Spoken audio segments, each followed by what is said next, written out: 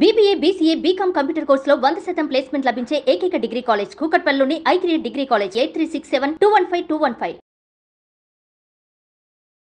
శ్రీమాత్రే నమః. శ్రీ గురుభ్యో నమః. జూన్ మాసంలో ద్వాదశ రాశుల వారికి ఎలా ఉంది అనే విషయాన్ని ఇప్పుడు మనం తెలుసుకుందాం. తదుపరి కన్యారాశి. కన్యారాశి వారికి సంబంధించి జూన్ నెలలో ఎలా ఉంది అనే విషయాన్ని ఇప్పుడు తెలుసుకుందాం. కన్యారాశి వారికి జూన్ నెలలో చాలా అద్భుతంగా ఉంది. కన్యారాశి వారికి ఎప్పుడు కూడా బాగుంటుంది. భగవత్ కృప కన్యారాశి వారికి ఎక్కువగా ఉంటుంది. అంటే ఏదైనా సరే విద్యార్థి దశలో ఉన్న వాళ్ళు అనుకోండి, చదవడం కూడా చదవాలి అని కూర్చొని చదివితే అది అయిపోయేంత వరకు లేవరు. గృహిణులు కూడా చూస్తే మధ్యలో వీరు ఏదన్నా ఇంట్లో పని, వంటింట్లో పని ఇలాంటివి చేస్తున్నప్పుడు ఎవరైనా పిలిచినా ఆ మధ్యలో ఆపేసి వెళ్ళరు, పూర్తి చేసిన తర్వాత వెళ్తారు, లేదా ఆ పని ఎలా అవ్వాలో చూస్తారు. ఉద్యోగస్తులు ఎవరైతే ఉన్నారో టెక్నికల్గా వీరు చాలా బాగా వర్క్ చేస్తారు.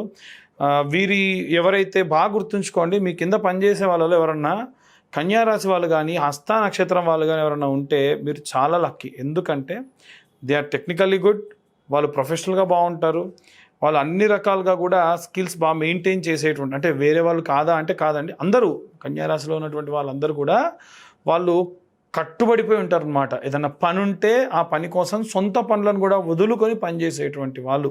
కాబట్టి ఈ రాశిలో ఉన్నవారు ప్రత్యేకంగా ఈ మాసంలో ఎలా ఉంటుంది అని అంటే చాలా అద్భుతంగా ఉంటుంది.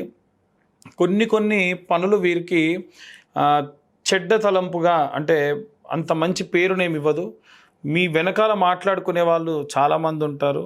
మీ ముందు మాట్లాడే వాళ్ళు మిమ్మల్ని కామెంట్ చేస్తున్నారనో లేదా మిమ్మల్ని ఎదిరిస్తున్నారనో అనుకుంటే మటుకు అది తప్పు. ఎందుకంటే మీ మంచి కోరుకునే వాళ్ళు మీ ముందే మాట్లాడతారు, మీ చెడు కోరుకునే వాళ్ళు మీ వెనక మాట్లాడతారు. అది బాగా గుర్తుంచుకోండి. అలాగే ఎవరైతే ఈ యొక్క ఉద్యోగస్తులు, వ్యాపారస్తులు ఉన్నారో వారికి ద్వితీయార్థము, ప్రథమార్థము చాలా అద్భుతంగానే ఉంటుంది. అలాగే సినీ రాజకీయ రంగాల్లో ఉన్నటువంటి వారి విషయంలో కూడా చూసుకున్నట్టయితే సినీ రాజకీయ రంగాల్లో ప్రత్యేకంగా సినిమా రంగంలో ఉన్నటువంటి వాళ్ళు దూర ప్రయాణాలు చేసేటప్పుడు జాగ్రత్తగా ఉండండి. మీకు ఏవైతే ఆరోగ్య సమస్యలు ఈ కాలంలో వస్తాయో దీర్ఘకాలికంగా ఉండే అవకాశం ఉంది. ఇది ప్రమాదకరం. మీకు ఇది చాలా చిన్నగా ఉండొచ్చు. ఉదాహరణకు కంటిన్యూగా తుమ్మడం కానీ, ఏదైనా డస్ట్ ఎలర్జీలు కానీ, లేకుంటే ఏదైనా ఇచ్చింగ్ లాంటివి రావడము, ఇక అది కంటిన్యూ అవ్వడం లాంటివి జరుగుతాయి. కాబట్టి జాగ్రత్తగా ఉండండి. అలాగే ఈ యొక్క రాజకీయ రంగాల్లో ఉన్నటువంటి వాళ్ళు ఎవరైతే ఉన్నారో దేనికైనా ఎడిక్ట్ అయ్యే అవకాశం ఉంటుంది. రాజకీయ రంగంలో ఉన్న వాళ్ళు ఒకవేళ మీకు ఏదైనా సరే ఇప్పటి వరకు ఎటువంటి అలవాట్లు లేవు, అంటే స్మోకింగ్ కానీ డ్రింకింగ్ కానీ లేవు అంటే కంట్రోల్ చేసుకోండి. దయచేసి అలవాటు చేసుకుంటే దానికి బానిసవ్వడము, డబ్బు పరంగా కూడా చాలా నష్టపోవడం జరుగుతుంది. అలాగే ఎవరైతే విద్యార్థి దశలో ఉన్నటువంటి వాళ్ళు విదేశీ విద్యాయానం చేయాలనుకుంటున్న వారు కూడా చాలా అద్భుతమైనటువంటి కాలం అని చెప్పొచ్చు. మీరు వెస్టర్న్ సైడ్ వెళ్ళాలనుకున్నప్పుడు బెటర్ యూకే లాంటి ప్రాంతంలో అంటే ఈస్టర్న్ సైడ్కి వెళ్ళడం చాలా మంచిది. అలాగే ఈ ఎవరైతే వివాహం కోసం ఎదురు చూస్తూ ఉన్నారో కాస్త ఆలస్యమైనా సరే మంచి సంబంధం మీకు లభిస్తుంది. కన్యాపాశుపతం, వరపాశుపతం లాంటి హోమాలు చేసుకోవడం వీరికి శీఘ్రం వివాహం అయ్యేటువంటి దానికి సహాయపడుతుంది. అమ్మాయిలైతే కనుక వరపాశుపతం, అబ్బాయిలైతే కనుక కన్యాపాశుపతం లాంటి హోమాలు చేసుకోండి. దానివల్ల మంచి ప్రయోజనకరమైనటువంటి స్థితిని చూస్తారు. ఇక ఈ రాశిలో ఉన్నటువంటి వారు ఎవరైతే వృద్ధాప్యంలో ఉన్నారో, పిల్లలు దగ్గర లేకుండా ఉన్నారో, వీరు ఒక మనిషిని నమ్మి మోసపోవడం, ఏదైనా డబ్బులు ఇచ్చి మోసపోవడం, అయినా కానీ బాధపడరు. నాకు అదే అర్థం కాదు. ఏంటంటే మీరు అనవసరంగా నమ్మి డబ్బు మోసపోతున్నారు, దాంతోపాటు ఇబ్బంది పడలు, తర్వాతకి వాడి పాపన వాడే పోతున్న వదిలేస్తారు. ఇలాంటివి ధన నష్టం. మీకు చాలా కష్టపడితే కానీ, ఎంతో సర్వీస్ చేస్తే కానీ వచ్చిన రిటైర్మెంట్ డబ్బులు కూడా చాలా ముఖ్యం. కాబట్టి అనవసరంగా గుడ్డిగా నమ్మి డబ్బులు మోసపోకుండా ఉండండి. అలాగే రైతులు, కులవృత్తులు, చేతి వృత్తులు చేసేవాళ్ళు తెలవని మనుషులకు డబ్బు ఇవ్వకండి. తెలవని మనుషులు చెప్పిన సలహాలు కూడా పాటించకండి. ఇక వీరందరూ చదవవలసినటువంటి మంత్రం ఏంటంటే హనుమాన్ చాలీసా వీరికి చాలా శక్తినిస్తుంది. హనుమత్ బడబాలన స్తోత్రం అని ఉంటుంది. ఇది అందరూ కూడా చదవడం చాలా మంచిది. విషజ్వరాలు లాంటి వాటి నుండి కూడా బయటపడతారు. హనుమత్ బడబాలన స్తోత్రంలో ముఖ్యంగా రసరాజ మహారాజ్ అనేటువంటి ఆయన చాలా అద్భుతమైనటువంటి, యూట్యూబ్లో కొట్టండి హనుమత్ బడబాలన స్తోత్రం బై రసరాజ్ మహారాజ్ అని. ఆయన చాలా బాగా హనుమత్ బడబాలన స్తోత్రం చెప్తారు. అది వింటే చాలా మంచిది. రోజు ఒక్కసారన్నా వినండి. ఇక ఎలాంటి రెమెడీస్ తీసుకోవాలనే విషయాన్ని ఇప్పుడు మనం తెలుసుకుందాం.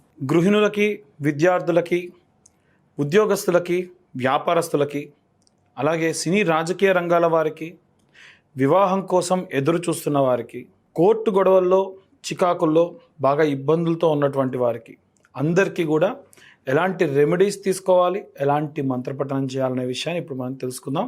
వాస్తవంగా అందరికీ కలిపి ఒకే ఒక్క రెమెడీస్ బాగా వర్తిస్తుంది. ఈ జూన్ మాసం అంతా కూడా మనకు ఆదివారం నుండి ప్రారంభించి శనివారం వరకు కూడా నిత్యము కూడా నేను ఇప్పుడు చెప్పేటువంటి విధానాన్ని ఫాలో కావండి. చాలా చాలా మంచి రిజల్ట్ ఇస్తుంది. ప్రప్రథమంగా ఆదివారం నాడు చాలా లిమిటెడ్గా మీకు ఈ యొక్క ఖర్చు అనేటువంటిది ఉంటుంది. ఏంటిది ఇంతకీ అదంటే, ఆదివారం నాడు నవగ్రహాల దేవాలయంలో, నవగ్రహాల గుళ్ళో సూర్యుడి ముందు, మధ్యలో సూర్యుడు ఉంటాడు, ఆయన ముందు ఒక ఆకు డొప్ప పెట్టేసి దాంట్లో ఒక పిరికెడు గోధుమలు వేయండి. దాంట్లో ₹1 బిల్ల పెట్టండి. అలాగే కొత్త మట్టి ప్రమిదలో దీపం వెలిగించండి. వీలైతే దీపంకి వేసేటువంటి ఒత్తి ఎరుపు రంగులో ఉండాలి, లేదా ఆవు నెయ్యి కుంకుమ కాస్త కలిపి గనక మీరు దీపం వెలిగిస్తే ఆ జ్యోతి కొంచెం ఎరుపుగా వెలుగుతుంది. ఇలా చేసి ప్రదక్షిణలు 21 ప్రదక్షిణాలు మీరు సవ్యంగా చేయండి. తర్వాతకి 6 ప్రదక్షిణాలు అపసవ్యంగా చేయండి. మనకు ఉన్నటువంటి నవగ్రహాలకి ఒక్కొక్క గ్రహానికి 3 ప్రదక్షిణాలు చేయాలి. అయితే సూర్యుడి నుండి మనకి శని వరకు సవ్యంగా అంటే క్లాక్ వైజ్ డైరెక్షన్లో ప్రదక్షిణాలు చేయాలి. మిగిలినటువంటి రాహువుకు కేతువుకు 6 ప్రదక్షిణాలు యాంటీ క్లాక్ వైజ్ చేయాలి. మొత్తం 27 ప్రదక్షిణాలు చేయాలి. 21 ప్రదక్షిణాలు సవ్యంగా చేయండి, 6 ప్రదక్షిణాలు అపసవ్యంగా చేయండి. ఇలా ఆదివారం నాడు నుంచి స్టార్ట్ చేయండి. సోమవారం నాడు ఒక పిరికెడు బియ్యం ఆకుడొప్పలో వేసి ₹1 బిల్ల పెట్టేసి మళ్ళీ ఒక కొత్త మట్టి దీప ప్రమిద, మట్టి ప్రమిద అంటే ఇంత చిన్నదేం సరిపోతుందండి. ఆ మట్టి ప్రమిదలో ఆవు నెయ్యి లేదా నువ్వుల నూనెతోని దీపారాధన చేయండి. అదే మంగళవారానికి వచ్చేసరికి కుజగ్రహానికి ముందు కందిపప్పు లేదా కందులు ఆకుడొప్పలో వేసి ₹1 బిల్ల పెట్టేసి చిన్న దీపారాధన చేయండి. అలాగే బుధవారం నాటికి వచ్చేసి ఈశాన్య భాగంలో బుధగ్రహం ఉంటుంది. ఒక ఆకుడొప్పలో పెసరపప్పు లేదా పెసలు వేసి ₹1 బిల్ల వేసి దీపారాధన చేయండి.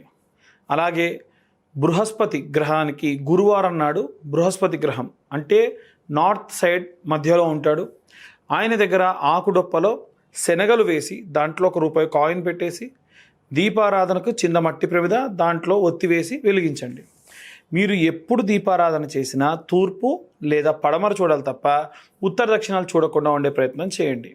అలాగే శుక్రవారం నాటికి వచ్చేసి బొబ్బర్లు తీసుకొని ఒక ఆకుడొప్పలో పిరికెడు బొబ్బర్లు మాత్రమే వేసి ప్రాచ్ఛే దిగ్భాగము అంటారు, అంటే తూర్పు భాగంలో శుక్రగ్రహం ఉంటాడు, 3 గ్రహాలు ఉంటాయి మధ్యలో. ఆ గ్రహం దగ్గర ఈ ఆకుడొప్పలో ఈ ₹1 బిల్ల పెట్టేసి శుక్రవారం నాడు దీపం వెలిగించండి. శనివారం నాడు నువ్వుల నూనె, పడమర దిక్కున మనకి 3 గ్రహాలు ఉంటాయి, అందులో మధ్యలో ఉండేటువంటి గ్రహమే శనేశ్వరుడు. కాబట్టి మట్టి ప్రమిదలో దీపం నువ్వుల నూనెతో వెలిగించాలి. ఆకుడొప్పలో నువ్వులు పోసుకొని ఒక చిన్న గ్లాసుడు నువ్వుల నూనె స్వామివారి పైన వేసి కాసిన్ని నువ్వులు కూడా వేయాలి. ఎట్టి పరిస్థితుల్లో ఎవరు కూడా విగ్రహాన్ని తాకరాదు. ఏ నవగ్రహాల్లో ఏ విగ్రహానికి తాకొద్దు. చాలామంది బెల్లం పెట్టాలి లేకుంటే బొట్టు పెట్టాలని చెప్పేసి విగ్రహాన్ని తాకుతూ ఉంటారు. అలా తాకాల్సిన పని లేదు. కావాలంటే ప్రతిరోజు కూడా ఇంత చిన్న బెల్లం ముక్క నైవేద్యంగా కూడా పెట్టచ్చు. అలాగే మనకి రాహుకేతువులు ఉంటారు కదండి మరి అని చాలామందికి డౌట్ వస్తుంది. రాహుకు కేతువుకు మంగళవారం నాడే లేదా ఆదివారం నాడు, లేదా రాహుకు మంగళవారం కేతువుకు ఆదివారం నాడుగా సెగ్రిగేట్ చేసుకొని ఈ రాహుగ్రహం దగ్గర మినుములు, నల్ల మినుములు లేదా మినప్పప్పు ఒక ఆకుడొప్పలో వేసి దీపారాధన చేయండి. అలాగే కేతువుకు వచ్చేసి మంగళవారం నాడు లేదా ఆదివారం నాడు ఉలవలు ఒక పిరికెడు ఆకుడొప్పలో వేసి దీపారాధన చేయండి చిన్న మట్టి ప్రమిదలో. ఇలా నవగ్రహాలకి కూడా మనము నిత్యము ఈ నెల రోజుల పాటు కూడా చేసుకోవడం వలన నవగ్రహాలు మన జీవితంలో దశ అంతర్దశ విదశల వారీగా వస్తూ ఉంటాయి. కాబట్టి నేను చెప్పినటువంటి అందరికీ, పిల్లలకి, గృహిణులకి, ఉద్యోగస్తులకి, వ్యాపారస్తులకి అందరికీ కూడా చాలా చాలా ప్రశాంతంగా ఉంటుంది. మీ జాతకరీత్యా ఒకవేళ మీకు జాతకం తెలియకపోయినా సరే మీరు నవగ్రహాలకి శాంతి చేసిన దాంతో సమానం. ఇంకా వీలైతే మీరు పెట్టేటువంటి ఆకుడొప్ప ఇంతంత ఉప్పు పిరికెడు రాళ్ళ ఉప్పు పోసి పెడితే ఇంకా మంచిది. శారీరక బాధ, నరదిష్టి, నరఘోష కూడా దానివల్ల పోతుంది. ఇవన్నీ కూడా మనం అధికమైనటువంటి ఖర్చు లేకుండా పెద్ద పెద్ద హోమాలు లాంటివి చేయించుకోకుండా ప్రశాంతంగా ఉండేదానికి దోహదపడుతూ ఉంటుంది. ఇక అందరూ కూడా నవగ్రహాల దేవాలయానికి వెళ్ళినప్పుడు చదవవలసినటువంటి మంత్రం ఏమిటంటే ఆదిత్యాయ చ సోమాయ మంగళాయ బుధాయ చ గురుశుక్ర శనిభ్యశ్చ రాహవే కేతవే నమః. అలాగే జూన్ నెలలో స్కందషష్ఠి వస్తుంది. స్కందషష్ఠి రోజున జంట నాగులకు వీలైతే క్షీరాభిషేకం చేయండి. స్కందగిరి లాంటి టెంపుల్స్ కానీ లేదా మోపిదేవి లాంటి దేవాలయానికి కానీ పళని కుక్కి లాంటి దేవాలయానికి వెళ్తే కనుక అక్కడ స్వామివారికి ప్రత్యేక పూజాదులు నిర్వహించుకోవడం వల్ల కుజగ్రహ వల్ల వచ్చేటువంటి కుజదోషం వల్ల కానీ సర్పదోషాలు కూడా తొలగిపోతాయి. ఇవన్నీ కూడా మనం గోచార రీత్యా చెప్పేటువంటి విషయంలో మాత్రమే. పూర్తిగా మీ జాతకం కావాలి అనుకుంటే మీ పేరు, మీ date of birth, time, place ఇవన్నీ ఉంటే మనం ఇన్ డీటెయిల్డ్గా డెప్త్గా జాతకం 60 నుండి 70 పేజీల్లో మీకు అందించి ఈ 2025 సంవత్సరంలో కేవలం 2025 రూపాయలు మాత్రమే ఛార్జ్ చేయడం జరుగుతుంది. మీతో హాఫ్ అన్ అవర్ నుంచి 1 అవర్ వరకు డీటెయిల్గా మీ జాతకం గురించి మాట్లాడి విశ్లేషణతో మీకు ఆ PDF కూడా ఇవ్వడం జరుగుతుంది. సర్వే జన సుఖినో భవంతు. స్వస్తి.